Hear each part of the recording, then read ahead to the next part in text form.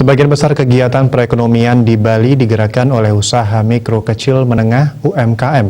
Oleh karena itu, pelaku UMKM harus bisa bangkit di tengah pandemi COVID-19 ini.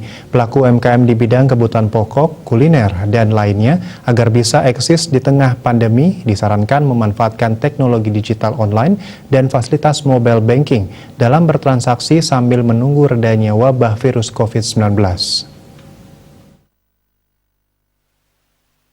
Wakil Ketua Umum Kadin Bali Bidang Fiskal dan Moneter IB Kade Perdana mengaku tak memungkiri UMKM ikut terdampak pandemi karena tidak ada aktivitas sosial masyarakat akibat wabah COVID-19.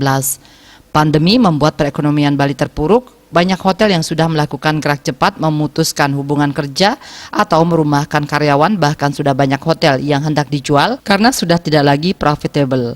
Ia menilai saatnya UMKM melakukan pembenahan dan mulai menggunakan pemasaran berbasis teknologi atau online. UMKM harus bisa mengisi tantangan dan tuntutan zaman lewat kualitas, kuantitas, dan pemasaran dengan berbasis digital. Tujuannya bisa mendorong daya beli masyarakat terhadap produk UMKM.